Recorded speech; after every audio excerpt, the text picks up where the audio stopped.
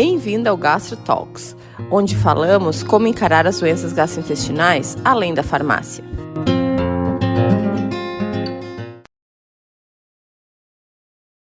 Gastro Talks, meu nome é Candice Krumel.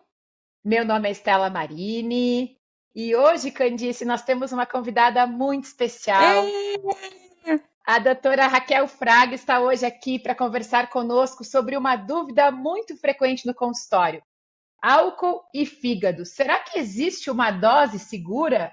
Frequentemente, Raquel, os pacientes nos fazem essa pergunta e justamente quando nós pensamos nesse assunto, a primeira pessoa que a gente realmente, nós né, já veio assim na nossa mente a Raquel, né, como nossa convidada especial. A doutora Raquel Fraga, ela é pós-doutora em hepatologia pela USP, ela é preceptora da residência lá do Hospital de Clínicas de Passo Fundo, professora da Faculdade de Medicina, lá de Passo Fundo também, da Atitus. E, Raquel, seja muito bem-vinda a esse 25º episódio do nosso podcast. Meninas, desculpa chamarem assim, a doutora Candice, a doutora Estela, a gente conhece há Eu tanto gosto de tempo. chamar de menina. Pode me chamar também. Muito obrigada pelo convite, fico lisonjeada com essa apresentação. Eu gosto muito de fazer isso, gosto muito dessa informação que vocês estão trazendo para os pacientes, isso engrandece muito, e a gente precisa de informação de qualidade, né, na internet rolando, visto aí várias informações não reais que a gente vê. E é um prazer estar aqui com vocês, agradeço novamente o convite e espero que a gente consiga ajudar muita gente com esse 25º podcast, que chique, né? Bodas de prata, quase. Tô brincando. Legal. Mas, sabe, o Raquel tava falando com a Estela antes de tu chegar, que esse é um assunto que eu não costumo estudar muito, fígado, né? E daí ontem eu fui dar uma estudada e realmente os dados são muito conflitantes, é difícil estudar isso. Tu lê um negócio diz uma coisa, tu lê outro diz outra.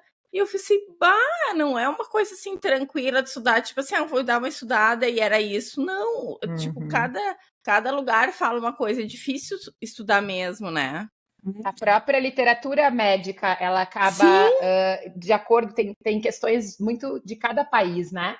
Então, Raquel, para nós começarmos, conta um pouquinho para nós sobre o uso do álcool, né? Sobre como está no mundo hoje, qual é a preocupação, né, de vocês hepatologistas em relação ao consumo do álcool. Nós percebemos, né, que durante a pandemia, pós-pandemia, teve uma mudança aí no perfil, isso já vem sendo bem descrito e, inclusive, vem se alertando a população.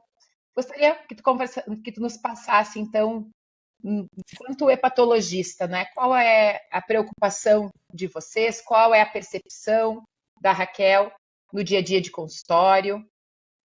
Então, a questão é o seguinte, a primeira questão, falar do álcool e da dificuldade de a gente conseguir estudar isso, principalmente esses resultados conflitantes, justamente que é isso que a gente lê. É muito difícil a gente estimar quem realmente ingere bebida alcoólica e qual a quantidade. Isso porque muitas vezes a pessoa não fala a real situação, outras pessoas não têm mínima noção de quanto que bebem, porque bebem em grupo e não têm realmente noção da ingesta. Mas a grande preocupação que a gente tem é justamente o que a Estela acabou de comentar, é o aumento do consumo de álcool que já vinha acontecendo, mas que se acentuou muito com o confinamento, praticamente, que a gente teve que fazer durante a pandemia. E uma preocupação muito grande é que está ocorrendo um aumento do consumo de álcool em jovens. Então, dados do Brasil, do IBGE de 2019, mostra que, até anotei esses dados, que em torno de 60% dos estudantes entre 13 e 17 anos, que teoricamente não deveriam nem ter experimentado bebida alcoólica, mas então 63% já experimentaram bebida alcoólica. E a gente lembrando que ninguém deve ingerir bebida alcoólica antes de 18 anos, a gente sabe que isso acontece na prática, como se fosse um hábito comum das festas, da socialização, mas isso tem uma série de riscos neurológicos, de formação neurológica para o adolescente, e aumenta risco de alcoolismo, que é uma doença psiquiátrica associada ao abuso do álcool, e aumenta o risco de doença hepática quanto mais precoce você se expõe à bebida alcoólica. Então, isso é um dado que preocupa bastante. Em relação ao uso de álcool, a gente tem uma literatura, né? Uma das literaturas que a gente leu é a da Associação Europeia dos Estudos do Fígado, então a gente tem muitos dados de lá. Mas eu tentei procurar alguns dados do Brasil também, né? Mas no Brasil também é pouco esses dados que a gente tem como tudo, mas a gente tem um sistema que é o Vigitel, que é o Sistema de Vigilância de Fatores de Risco e Proteção para Doenças Crônicas por Inquérito Telefônico, que eu acho que é até interessante, porque as pessoas talvez fiquem mais tranquilas de conversar sobre isso, né? Eu nem sabia que isso existia. Eles fazem monitoramento, eu nem sabia que isso existia. Eu também não, eu não sabia. A gente sabe dos dados do IBGE que vão frequentar a casa, mas enfim, existem esses que tu liga para as casas de forma aleatória, pergunta quantas pessoas, idade, enfim. E uma das perguntas é essa questão de consumo de álcool. Então, eles liberaram lá em 2021 e mostrou que o padrão de consumo de 18% da população brasileira é de bebedor abusivo, né? Sendo de 25% dos homens. Então, se a gente pegar só os homens, 25% é um abusador do álcool e 18% das pessoas como um todo. Isso é preocupante, né? Que é aquela pessoa, né, que final de semana, tipo, não bebe durante a semana, mas aí, tipo, no final de semana toma... Na verdade, nem assim, é uma dose, assim, acho que é mais 5 doses em 2 horas para homens e 4 doses para mulheres em 2 horas, né? O bebedor abusivo, né? A gente falando em dose, assim, a gente tem aquela regra que eu acho que é muito fácil a gente mostrar para os pacientes. O que é dose de álcool? Então, a dose de álcool varia de 10 a 15 gramas de álcool ali. Os artigos estão colocando como 14 gramas no Brasil, enfim. Mas o que significa isso? Uma lata de cerveja, 150 ml de vinho, então uma taça, não é aquela taça imensa, né? Um pouquinho de vinho, 150 ml de vinho, e 30 ml de destilado, que é uma dosezinha, né? Uhum. Então, isso é considerado uma dose de álcool, né? Então, tô falando de números de doses. E, claro, que a gente sabe que varia conforme o teor alcoólico de cada bebida, de cada marca, de tipo de bebida alcoólica, mas mais ou menos é isso, dá para ter uma boa percepção, até na hora da gente tentar questionar e quantificar esse consumo de álcool, né? E aí a gente está falando das doses, né? Então não sei se a gente pula para dose segura, como é que vocês querem comentar isso em relação às doses, em relação ao diagnóstico de uso abusivo do álcool, o que é isso, na verdade, né? Exatamente, eu acho que é importante a gente conceituar, né, Raquel, o uso abusivo, pelo que, né, claro, essas definições, como vocês falaram, é um pouco, às vezes divergem um pouquinho, mas eu entendo que o uso abusivo é aquela pessoa que ela não consegue se controlar, ela não consegue tomar um gole, 2 goles, tomar meia taça de espumante, ela perde a noção e aí ele acaba de alguma forma prejudicando o organismo dela, né?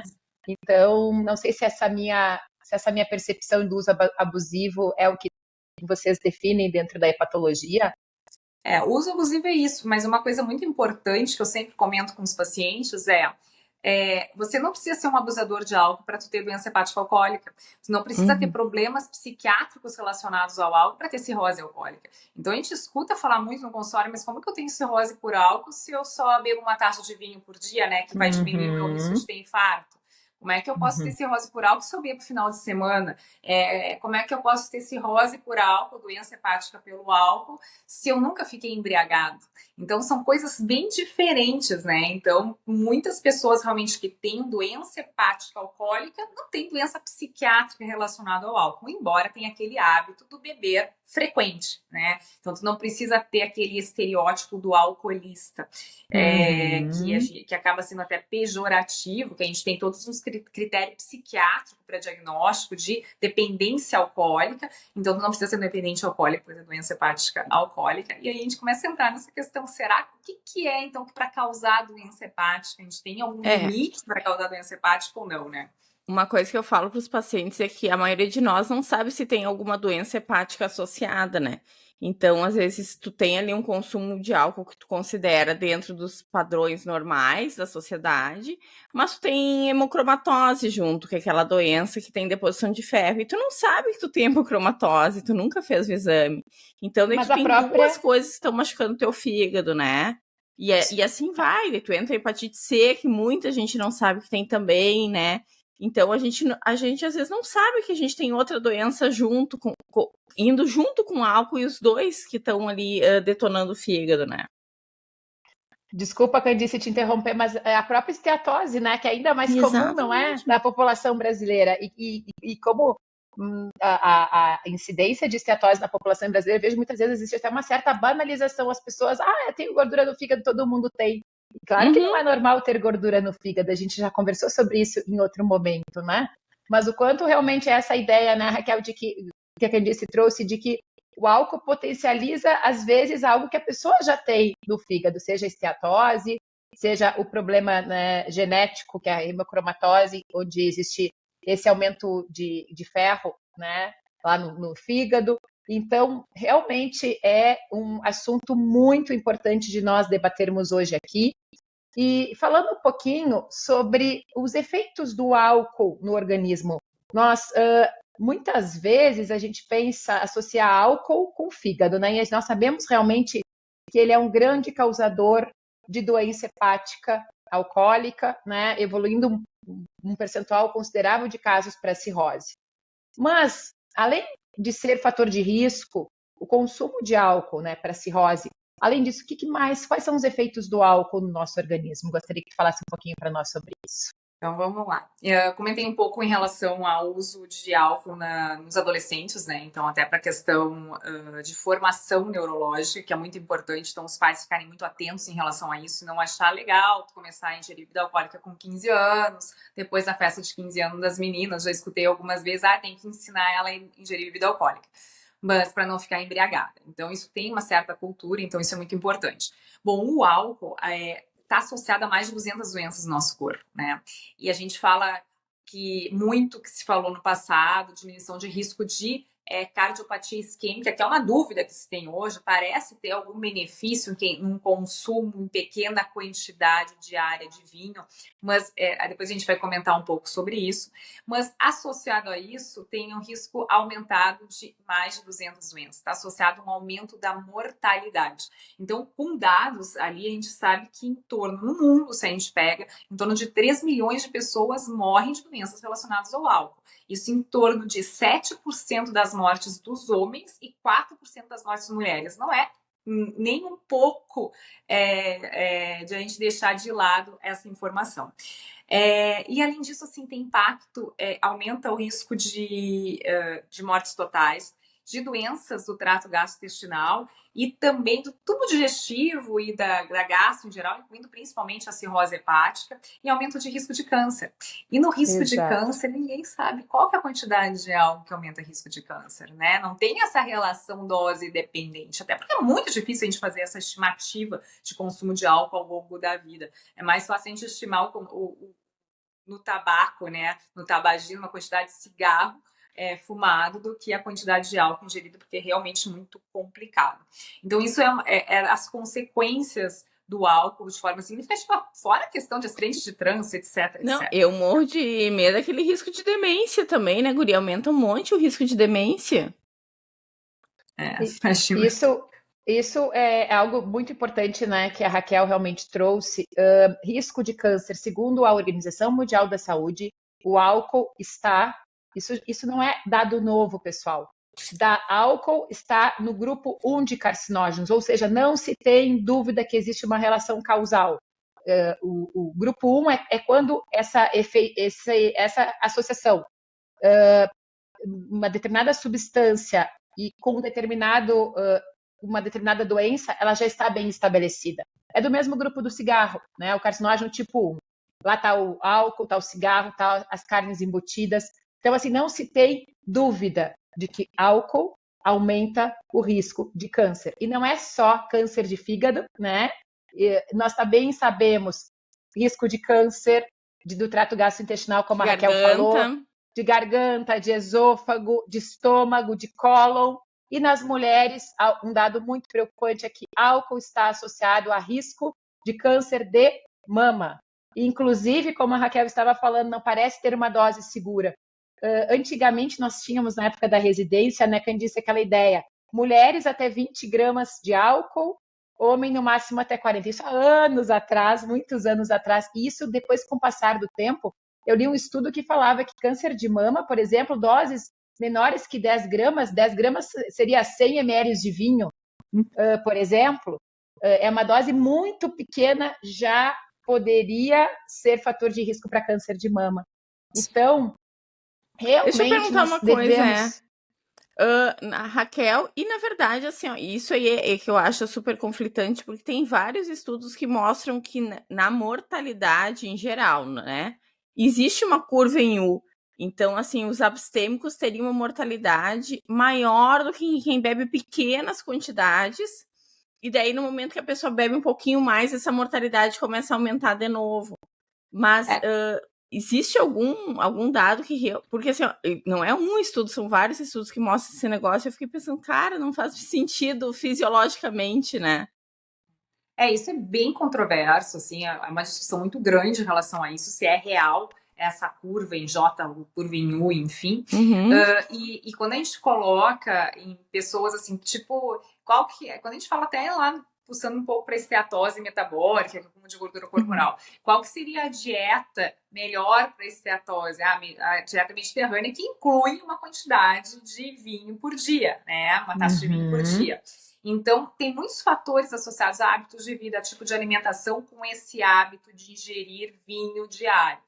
Então, é bem complicado isso, a gente saber realmente se elas abstêm, se realmente tem uma mortalidade menor ou não.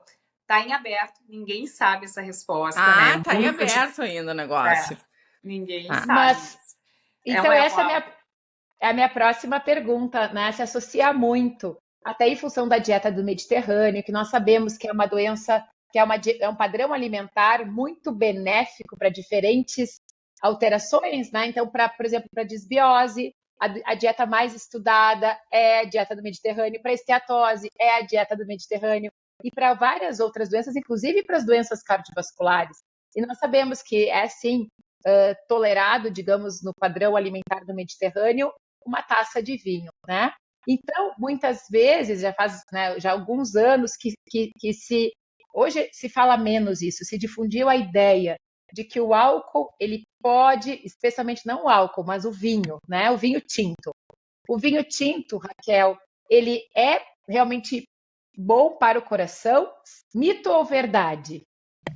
Se responder mito ou verdade, vou dizer que é mito, tá? Porque, assim, realmente tem vários estudos que mostram que o vinho, pelas substâncias, pelos polifenóis que tem, ele pode realmente diminuir o risco de cardiopatia isquêmica. Mas ele aumenta, por exemplo, de arritmia cardíaca, de hipertensão, de cardiopatia, miopatia, né? Aquela cardiopatia alcoólica mesmo. Então, se ele realmente, essa diminuição do risco de cardiopatia isquêmica, ele é maior do que o risco aumentado das outras doenças, a gente não sabe, mas parece que não. Parece que uma coisa não compensa a outra. Tanto que hoje ninguém recomenda, ou não é para recomendar, o consumo de vinho diário para diminuição de risco de infarto, de acidente vascular cerebral, etc., que foi durante muitos anos recomendado e, inclusive, era justificativa para você ingerir bebida alcoólica e que acabou dando um boom mesmo de dependência alcoólica, né? Então, tu justifica, não, eu tô bebendo porque meu cardiologista disse que vai diminuir meu risco cardiovascular, né? Mas aumenta o risco de várias outras coisas. E não é cardiovascular como um todo, né? Cardiopatia isquêmica, né? Só cardiopatia Exatamente. Que é para infarto, né? Mas também é muito interessante, Raquel, o que eu escuto muitas vezes dos pacientes, doutora, eu tomo minha dose diária de álcool para proteger do coração, mas que uma dose diária de vinho para proteger do coração, mas qual vinho que você toma? Eu tomo vinho branco. Isso, na verdade, os estudos, né, os poucos que tem, não era com vinho branco, né, com vinho tinto, porque é justamente nessas uvas, né, das quais são feitas o vinho tinto, é que tem o resveratrol, né?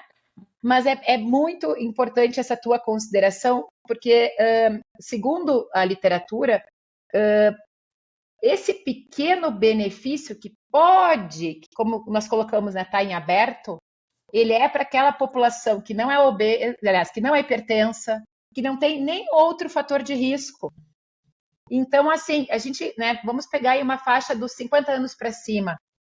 Qual paciente, né, no dia a dia de consultório de vocês, que não toma remédio para hipertensão, ou não toma remédio para o colesterol, ou não toma remédio para a resistência à insulina, né?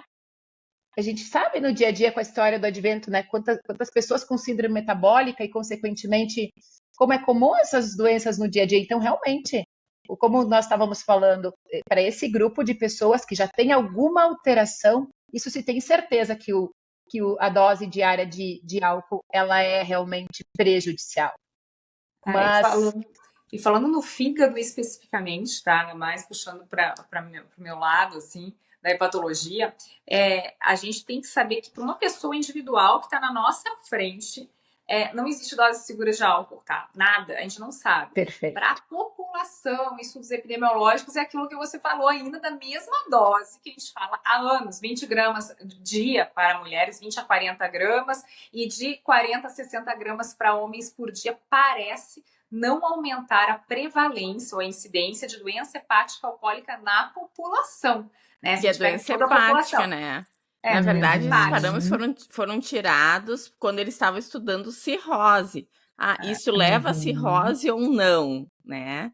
Mas se a gente pensar talvez em esteatose causada pelo álcool, não sei se entra isso, porque esses estudos eram todos assim, isso vai dar cirrose ou não vai dar cirrose, né? Mas mesmo cirrose a gente não tem dose segura, né? Então, assim, para o paciente individual, porque tem uma série de questões genéticas, polimorfismos genéticos hoje bem definidos, que estão relacionados à doença hepática alcoólica.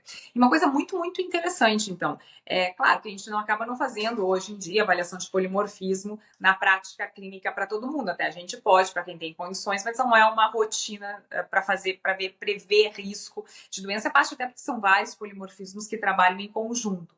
Mas uma informação importante tem história familiar de cirrose por álcool, você tem que ficar com o alerta muito ligado, porque você tem maior risco de ter cirrose por álcool. Então, tem que fazer exames de rastreamento, incluindo nos exames de check-up os exames do fígado. O ideal é todo mundo fazer, mas a gente sabe que não fazem. Mas essas pessoas que têm história familiar de cirrose por álcool, tem que fazer. E é importante, assim, tem história familiar de cirrose por álcool, eu desenvolvi esteatose metabólica, essa pessoa também tem maior risco de ter doença hepática crônica avançada ou cirrose. Então, são todos cuidados que a gente tem que ter. Porque para a pessoa individual, então, não tem limite de dose segura. Eu posso tomar só no final de semana, sei lá, 2 cervejas no final de semana, 2 vezes. Posso ter doença hepática alcoólica, né? Então... Deixa eu só fazer uma pergunta, porque, na verdade, um dos estudos que eu li ontem era sobre o consumo de álcool em pacientes com esteatose metabólica. Mas, às vezes, na prática, assim, o paciente chega, vamos dizer, ele tem diabetes e ainda tem um consumo alto de álcool. Para mim, a esteatose é das duas coisas, né? Eu não consigo, dizer, não, essa tua esteatose é pelo diabetes e essa tua esteatose é pelo álcool, e são duas esteatoses diferentes que estão rolando ali dentro do teu fígado. Isso é Mas parece que nos estudos ele tava, não, assim, tal coisa aumenta a esteatose alcoólica, tal coisa é só metabólica. Eu acho que talvez pela biópsia dê para diferenciar. Não, né? Cada vez a gente tem feito menos biópsia em geral, né? Na prática clínica. Nos estudos fazem muito biópsia, inclusive para desenvolvimento de novos medicamentos, é indicado biópsia hepática. Mas na prática a gente faz menos biópsia. Tem um consenso agora, do final do ano passado, que eles mudou as nomenclaturas, né? A nomenclatura. E ali eles definem bem direitinho. Eles colocam a esteatose, então doença hepática esteatótica, colocam 4 grandes grupos. Então, a pessoa que teria apenas a esteatose associada à disfunção metabólica, que tu precisa ter apenas um risco cardiovascular. Então, tu tendo daqueles 5, quando a gente fala em coisas metabólicas, a gente tem 5 critérios, que é a síndrome metabólica, né? Então, hipertensão, o HDL, que é aquele colesterol bom baixo, o triglicerídeo elevado, aumento de circunferência abdominal e glicemia, glicose de jejum, né? O açúcar no sangue alterado. Para a gente ter aquela síndrome metabólica, são 3 critérios. Mas se a pessoa tem esteatose e um dos critérios já coloca como ela tendo esteatose relacionada à disfunção metabólica, tá? E aí eles colocam a alcoólica. E a alcoólica, para ter componente alcoólico, que é doença hepática esteatótica associada ao álcool, tu teria que ter ausência desses fatores de risco cardiometabólicos e presença da ingesta alcoólica. O que eles consideram ingesta alcoólica? Por semana, né? Então eles colocam ali de 20 a 50 gramas, se eu não me engano, para mulheres por dia, que dá aproximadamente ali, se a gente colocar 140 em torno de 250 gramas por semana, e homens entre 30 e 60 gramas dose super dia. alta. Isso. Então, assim, para tu ter componente alcoólico associado à esteatose, pelo menos foi esse o consenso, tá? E aí, se a pessoa tem essa ingesta alcoólica e tem pelo menos um fator de risco cardiometabólico, tu já tá na doença mista. Eles até têm associação, que é a doença hepática esteatótica associada a fatores metabólicos e ao álcool. Então, tá mais ou menos definido isso. E, claro, aí tem as outras causas de esteatose que a gente tem que diferenciar, que tem algumas doenças associadas também à gordura no fígado.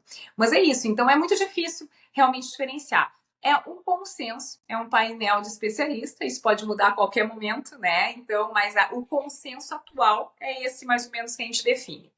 Para o paciente que está na minha frente, tá? Eu tenho uma esteatose com componente metabólico, tá? Então, por acúmulo de gordura corporal. Será que esse paciente pode manter uma ingesta alcoólica ocasional ou não? Ninguém sabe. Na prática, a gente faz abstenção completa? Talvez não, né? Depende muito do bom senso. E aí eu vou dizer outra questão, porque a gente tem outras formas de avaliar, falando em dano hepático, né? A gente em dano hepático, sem contar as outras questões, né? A gente tem a elastografia hepática, né? Então, como é que é a elastografia hepática desse paciente? Que a gente vê o grau de dano hepático. É uma elastografia boa, tranquila, ou é uma elastografia que já está alterada? Bom, uma elastografia que já mostra um dano hepático maior, que dentro desse dano hepático a gente pode dividir a fibrose em 4 estágios, né? Só para o pessoal que está escutando, estágio 4 é cirrose. Então, se a pessoa tem uma fibrose 2 para cima, aí a gente fica mais tentada a manter a abstenção alcoólica pelo menos por um período. Agora, se a pessoa tem uma rigidez hepática, uma consistência hepática normal, talvez é aquela pessoa que pode ter bebida alcoólica esporádica, não diariamente, não todo final de semana, mas vai numa festa, numa ocasião especial, no aniversário, aí pode viver um pouquinho de bebida alcoólica. Então, a gente tem essa segurança hoje em dia com todo o arsenal diagnóstico, né, que a gente tem para a doença hepática. Então, falando em elastografia, vamos aproveitar a tua presença, Raquel. Provavelmente parte dos nossos ouvintes não sabe o que é elastografia hepática, né? Te convido a falar um pouquinho sobre essa ferramenta, sobre esse exame que traz tantas informações, né? Eu digo que é relativamente um exame novo que nós temos à disposição hoje e muitas pessoas desconhecem, e até inclusive profissionais que não são gastroenterologistas desconhecem a existência dele, né? A elastografia é um método não invasivo, então não precisa de biópsia, não precisa perfurar nada, que a gente consegue estimar o dano do fígado, tá? E isso mudou totalmente o acompanhamento do paciente com doenças hepáticas, de todas as doenças hepáticas. Então, o que acontece? Quanto mais doente o fígado fica, mais endurecido, mais empedrado, mais enrijecido ele fica, né? E a elastografia mede o grau de rigidez do fígado. Isso, em geral, é relacionado à fibrose, à cicatriz no fígado, porque qualquer dano hepático pode causar inflamação no fígado, essa inflamação leva a cicatriz hepática, que é o que a gente chama de fibrose. Então, quanto mais fibrose, mais rígido. A gente sabe, claro, que tem outros fatores associados a essa rigidez, como, por exemplo, processo inflamatório muito alto, mas, em geral, é isso, tá? Então, a gente tem como acompanhar esse paciente com doença hepática não apenas por ecografia, que vê a avaliação anatômica, por ressonância, que também vê a anatomia do fígado, morfologia, que a gente fala, se tem nódulo no fígado ou não, por enzimas hepáticas, para tentar estimar o grau, por alguns exames para ver função hepática, e a gente faz também a elastografia. A elastografia, claro, mais importante, eu digo para os pacientes que a elastografia inicial, que é importante, é o acompanhamento, se as tuas medidas terapêuticas estão dando resultado. Não adianta ficar fazendo elastografia mensal a cada 6 meses, pelo menos no intervalo. Tem gente que faz de 6 em 6 meses, mas eu imagino um intervalo assim, mínimo de 1 ano para a gente ter alterações. 3 anos, se é muito bom o fígado inicial, então isso vai variar de cada pessoa. Mas isso nos dá segurança de acompanhar esses pacientes, ver se a rigidez está melhorando, se a rigidez está aumentando. Então, o mais importante que o estadiamento inicial é ver essa variação da rigidez hepática ao longo do tempo. Isso dá uma informação bastante importante, nos deixa mais seguros para fazer certas recomendações, como, por exemplo, necessidade de abstenção alcoólica, né, nos pacientes. Realmente é um exame que acrescenta muito, né? E interessante que ele não é invasivo como a biópsia hepática. E, Raquel, voltando ao tema, né? Cirrose e dose de álcool, tu já falaste para nós assim que não existe uma dose segura. Eu digo que, né, quando os pacientes me fazem essa pergunta, eu costumo dizer, olha, quanto menos, melhor, né? Isso, claro que para o paciente cirrótico é álcool zero. Para pacientes com alteração nas enzimas hepáticas, álcool também não deve fazer parte, assim como tu falaste, paciente que tem uma elastografia já sugerindo um grau de fibrose, também eu costumo reforçar que não deve ser ingerido. Mas, novamente, como nós tínhamos falado, né? Em relação à cirrose, só tem cirrose por álcool quem é alcoolista, né? Tu já falaste um pouquinho sobre isso, mas eu acho bem importante nós reforçarmos por quê? Porque muitas vezes o paciente associa cirrose, só vai ter cirrose aquela pessoa que tem sintomas neurológicos quando bebe, né? Que fica fica alterado, né, do ponto de vista neurológico. Então, tem muito esse estigma do alcoolista dessa forma. Não aquela pessoa, como tu tinha mencionado antes, que toma um pouquinho de álcool e tu nem percebe que a pessoa bebeu. Não tem sintoma neurológico. Então, a minha pergunta é, realmente só tem cirrose quem é alcoolista, mito ou verdade? Então, mito, né? A gente está falando vários mitos, né? Então, como a gente tinha comentado. Então, doença hepática alcoólica é um pouco dissociada do alcoolista, da dependência alcoólica. A dependência alcoólica é aquela pessoa que por exemplo, um exemplo muito bom, assim, só tem diagnóstico de cirrose, e tu diz para ela, você não pode beber nunca mais pro resto da tua vida, e essa pessoa não consegue parar de beber. Então, tu já tem um dano hepático tão significativo que tu pode morrer daquela doença e tu não consegue parar de ingerir bebida alcoólica. Então, isso já denota dependência. Mas tu pode ter, por exemplo, uma cirrose hepática, a pessoa ter, claro, mudança de hábito, a gente sabe que é sempre difícil, mas consegue parar de ingerir bebida alcoólica. A dependência alcoólica, a gente tem vários critérios, um diagnóstico psiquiátrico, tipo a pessoa não conseguir ficar sem beber álcool, ter tremor de abstinência alcoólica, que é uma dependência física do álcool, ter que beber para parar de tremer,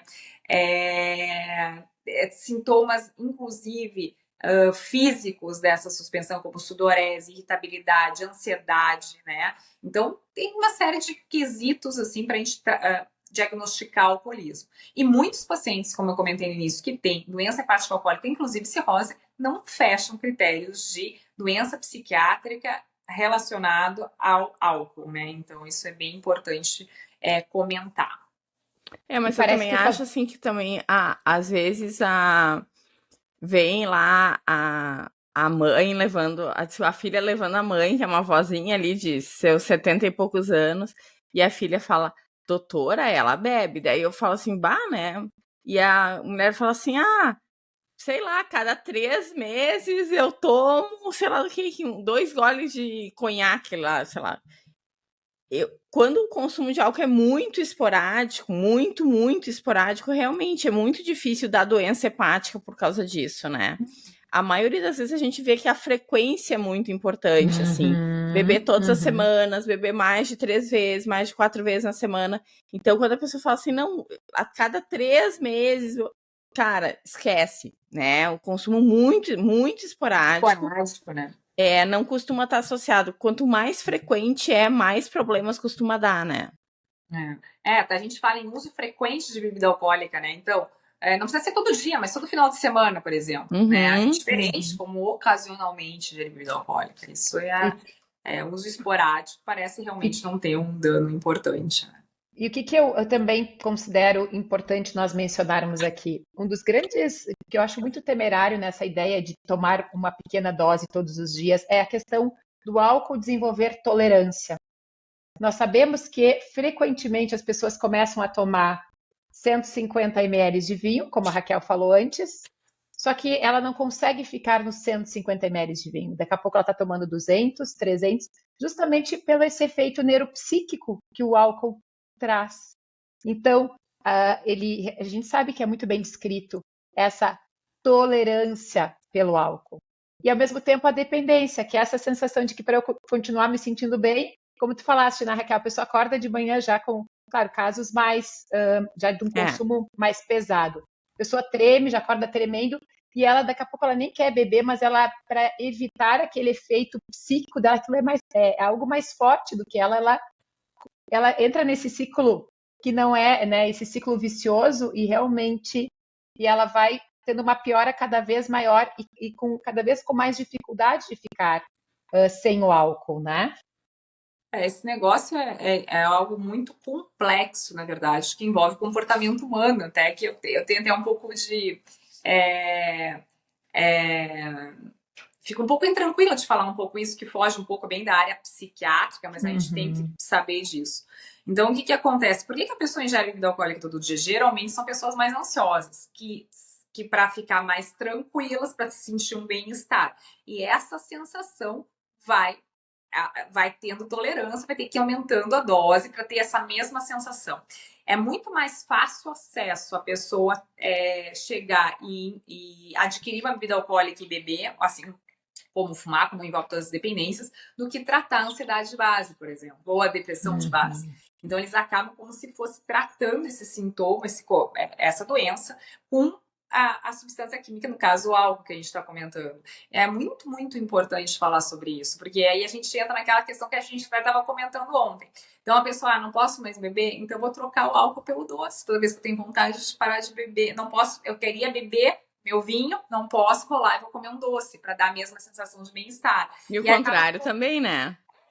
E o contrário também. A pessoa que tem que emagrecer, bariátrica, que a gente tinha comentado, tem que diminuir a quantidade do consumo de alimentos calóricos, acaba aumentando a ingesta alcoólica. Então, tudo isso é questão de comportamento humano. Então, é difícil a gente encontrar esse equilíbrio, mas a gente tem que falar isso para o paciente, é uma pessoa ansiosa, você tem que tratar essa ansiedade, aí tem que tratar a ansiedade de diversas formas possíveis, né? Então, é isso que vocês fazem muito, né? Ainda mais a Estela agora que, né, tem essa questão da medicina de estilo de vida, então isso aborda mais ampla, mais de forma mais ampla a pessoa, né? Só antes eu acho bem... não, fala, Estelinha, depois eu falo, pode falar. Eu ia falar um pouquinho do CAGE, né, entrando de uma forma muito simples. Então deixa eu falar antes. E vem cá, eu vou aproveitar que a Raquel tá aqui e vou consultar. E a intolerância, porque depois dos 40 anos, a impressão que eu tenho é que eu tô ficando cada vez mais intolerante, entendeu? Assim, pequenas quantidades já, tipo, dão o que dava antes com grandes quantidades. E no outro dia a ressaca é muito pior. E daí eu falo para os pacientes, às vezes eles vão no consultório dizendo assim, a queixa minha ressaca está pior. E daí eu falo, porque teu filho tá ficando velho, entendeu? Ele já não metaboliza mais tão bem, entendeu? Mas eu tô notando isso, quando mais velho eu vou ficando, vai piorando o negócio. Acontece que a gente também tem que ter percepção que não é só o fígado, né? Porque, assim, isso é efeito adverso do álcool, né? E Sim. Isso envolve uma série de questões, assim, quantidade de água corporal, hormônios, uma alteração de hormônio feminino com o passar do tempo tem diferença em relação à metabolização do álcool, absorção do álcool, e tem várias questões. E realmente isso pode sofrer alteração conforme a tua composição corporal, conforme a tua idade e conforme o sexo da pessoa, né? Mas o sexo não... Mas, enfim, então tem outros fatores associados a isso. E até as pessoas às vezes procuram assim, eu quero ver se eu não tenho um problema no fígado porque eu não posso beber nada e tenho dor de cabeça ou qualquer coisa que eu bebo eu fico embriagado. Não tem relação. Então, teu fígado pode estar funcionando 100%, pode ter nenhuma doença hepática e tu ter esses efeitos do álcool mais frequentes. E é isso. Então, nosso corpo muda com o passar do tempo, a nossa quantidade de gordura muda, a nossa quantidade de água muda, a distribuição corporal muda, nossos hormônios mudam e tudo isso altera a questão de como o álcool vai fazer efeito no nosso organismo. Falando um pouquinho em questão de comportamento humano, que eu realmente gosto muito de estudar esse tema, e diante de uma pessoa que não tem problemas nenhum de saúde, que eventualmente né, um evento social, tem uma festa de aniversário, tem um jantar, vou tomar um pouco de álcool. O que eu digo geralmente para os pacientes, tenha a taça de vinho e do lado a taça d'água. Primeiro, a gente sabe que é importante não tomar de estômago vazio, aquela velha história, né, Raquel, pela velocidade da absorção do álcool. Então, realmente, o ideal primeiro é comer algo e depois você começa, né? A gente sabe que realmente tem essa absorção do álcool se a gente está em jejum, ela é potencializada. Então, você toma um gole de vinho, daqui a pouco, né, toma lá um gole d'água e vai degustando essa bebida nessas situações. Não tomar de forma assim, sem prestar atenção. Porque daí uma quantidade pequena talvez já vá ser mais que suficiente. E eu percebo muito isso, né? E na bem que tu verdade, falaste. o álcool não mata a sede, né? Então, às vezes, assim, a gente tá no verão, aquele dia super quente, vou tomar uma cervejinha. Só que pro teu corpo, aquilo não tá te hidratando, na verdade, né? Pelo Então, contrário, né? a Pelo cervejinha contrário, vai te só ali desidratar, né? pro prazer, né? Porque, na verdade, assim, a cervejinha não vai hidratar. E mesmo na festa, tá lá dançando enlouquecidamente, né, Estela? Se tu quer te hidratar, não é com bebida alcoólica, tem que ser com água, né? Exatamente. Então, isso eu digo que é sempre importante. Tenha sempre, né, para as pessoas, como eu disse, né, pessoal, aqui a gente está falando para as pessoas que não têm problemas de saúde. É diferente da pessoa que já tem problemas no fígado, da pessoa que tem realmente problema cardiovascular, enfim, que toma um monte de remédio, que toma remédio psiquiátrico, que toma remédio para ansiedade, depressão. Quantas vezes a gente percebe pessoas que tomam medicamentos, seja para dormir, com efeito né, realmente neuropsiquiátrico, e aí a pessoa está tomando álcool. A gente sabe que isso é muito ruim, não é? Essa associação. Estou falando para as pessoas que não têm nenhum problema de saúde, não tomam nenhum medicamento, estão super bem, e que eventualmente a gente sabe que também pode ser prazeroso, desde que seja na medida, né? E para a gente realmente ter essa medida, como é importante ter não tomar de forma compulsiva, ter realmente esse autocontrole. E eu digo sempre, né, o copo d'água, e aí tu conversa um pouco, não faz só lá com, né, toda hora tomando mais um pouco, né? Então, tem um questionário que nós costumamos, na verdade, são 4 perguntas bem simples, e eu acho importante falar um pouquinho, que se chama CAGE, que é justamente para as pessoas, se vocês sentem isso que eu vou falar, né, se aconteceu com vocês, não deixem de falar para o seu médico do quanto vocês daqui a pouco podem estar com o uso abusivo do álcool. A primeira seria assim, a pessoa se sente mal, ela sente que ela deveria diminuir ou parar de beber. Então, essa é a primeira percepção da pessoa, puxa, o álcool não está me fazendo bem, e ela fica com aquela sensação de que ela deveria parar de beber. A segunda é que as pessoas que convivem, né, elas criticam o seu modo de beber. Então, aquela pessoa que um familiar diz, olha, fulano, quando tu bebe, tu fica alterado. Quando tu bebe, a gente percebe que tu não fica legal. Então, essa seria a segunda observação. A terceira seria que costuma beber, já acorda de manhã com vontade de beber. Isso é um sinal provavelmente de dependência do álcool.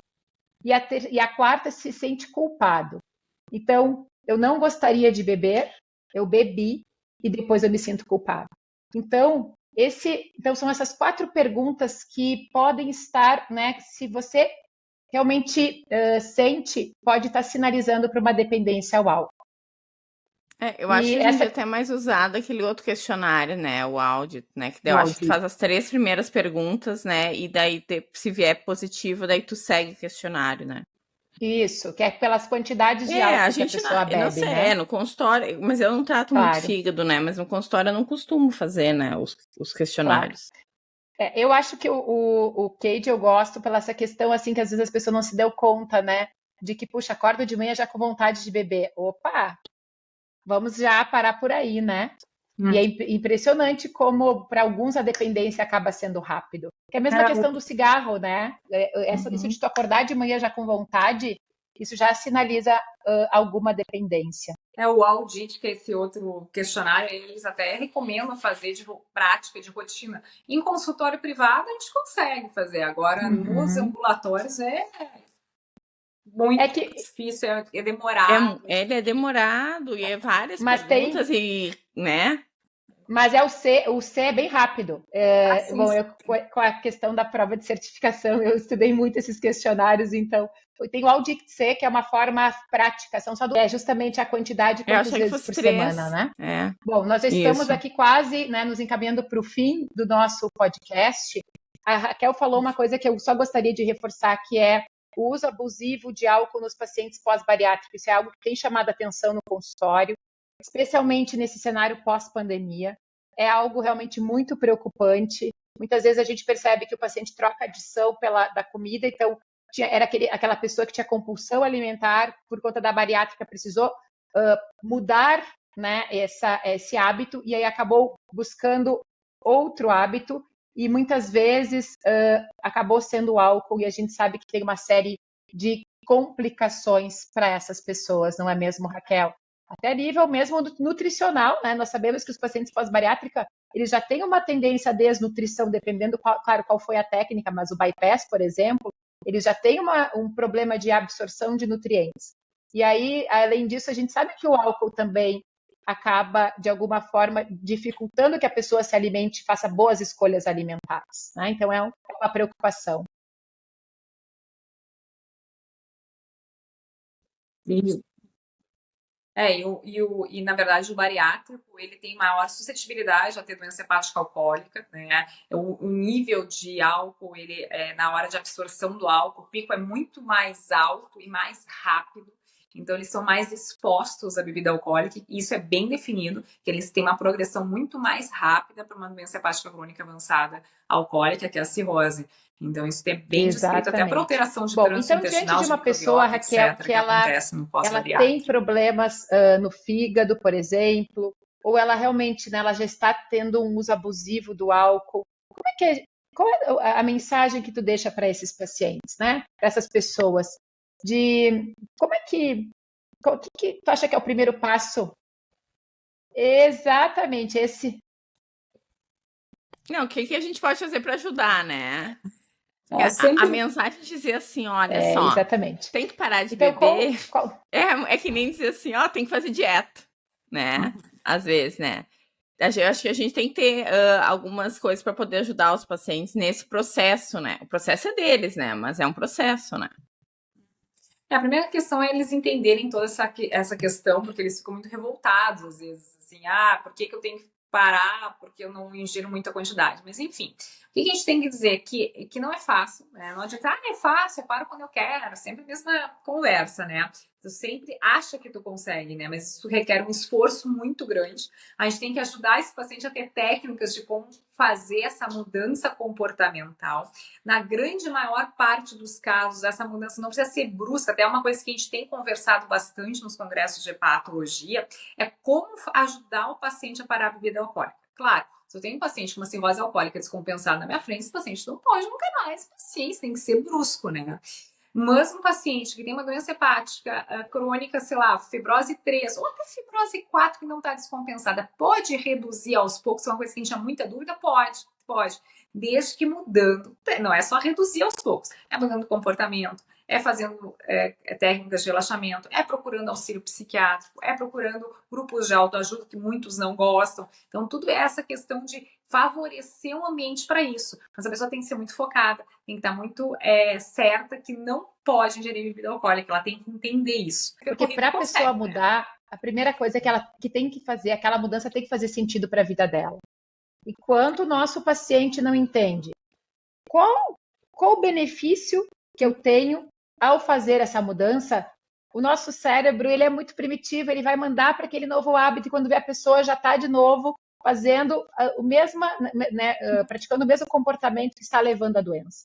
Então, quando o paciente tem clareza, né, do efeito daquele determinado comportamento para a sua saúde, isso realmente é muito importante. E tem algo que eu achava, né? Eu achava assim, eu motivo o meu paciente quando eu falo, olha, se o senhor continuar bebendo, o senhor vai ter cirrose. Se o senhor continuar bebendo, você vai ter problema de infarto, né? Vai ter, como a gente viu, uso abusivo acima de, né, um uso grande de álcool acima de 60 gramas se correlaciona até com o risco de AVC hemorrágico. O senhor vai ter um AVC hemorrágico. não é assim. Até ele se motiva, mas não é uma motivação que se sustenta. Exatamente, porque o medo, ele bloqueia e daqui a pouco tu já tá de novo. O medo não é uma boa motivação. Então, dentro, né? Exatamente. Tu tem que dizer assim, olha só, tu não quer brincar com teus netos, né? Tu não Exatamente, quer o que tua faz filha as se pessoas formar, mudarem, isso não a gente quer tem levar cada tua vez filha mais no clareza altar dentro na da ciência igreja. da mudança de comportamento, é as motivações internas. É a pessoa parar e ver, puxa, minha vida vale a pena? Vale a pena.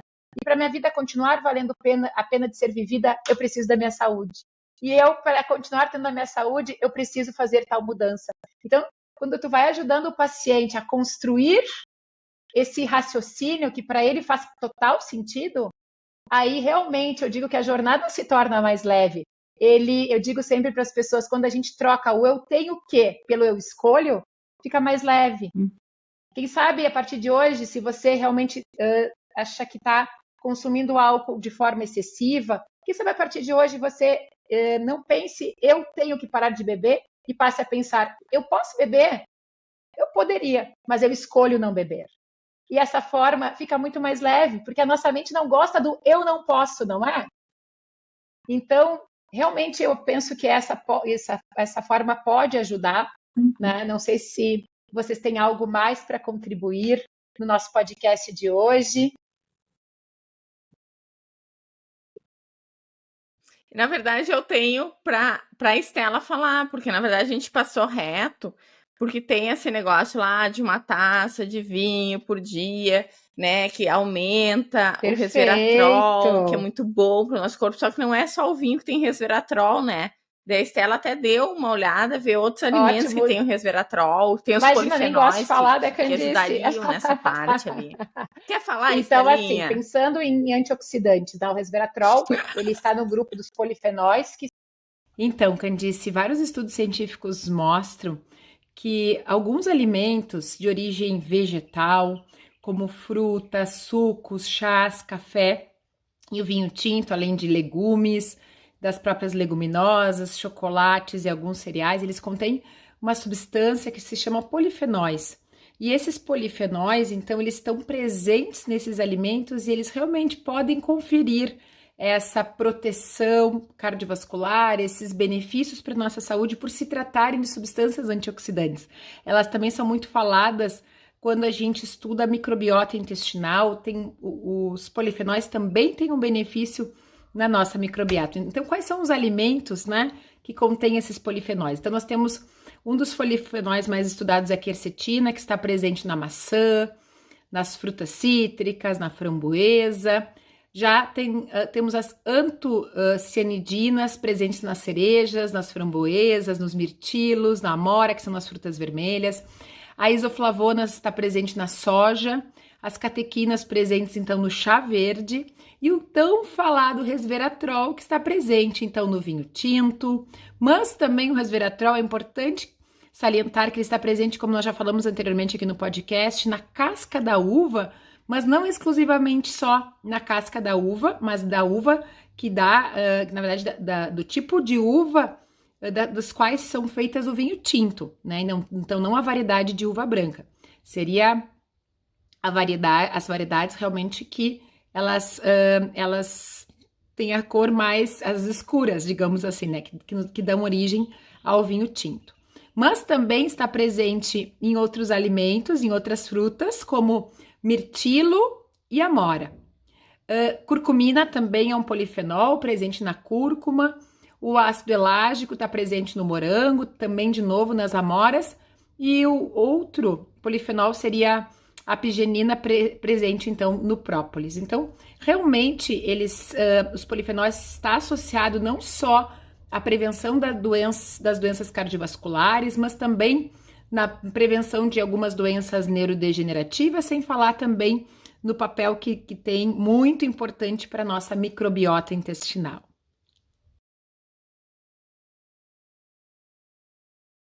Não, eu acho que é isso, né? São as frutas vermelhas, o chá verde, o cacau 70%, ali o chocolate 70%, que eu acho horrível. Mas tudo bem.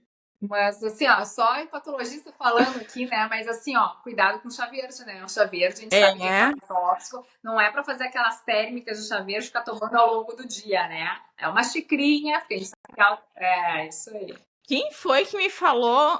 Algum paciente me falou faz pouco tempo atrás isso, que foi fazer térmica de chá verde para tomar e teve problema no fígado. Eu falei, mas também, homem dele. Ele falou, mas ninguém me falou que não era para tomar muito. E daí ele falou, eu substituí a água pelo chá verde.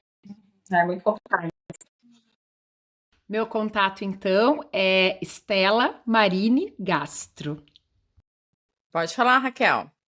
O meu nem sei como é, Raquel S. Fraga, ou hepatologista Ai, Raquel meu Deus, eu vou olhar Olha, aqui, daí eu falo da terrível, Raquel, calma aí, né? gente de Deus. Mas tem canal do YouTube lá também, e tem o meu Spotify, que é Saúde do Fígado, é bem legal, Ai, assim, pra interesse em doenças do fígado.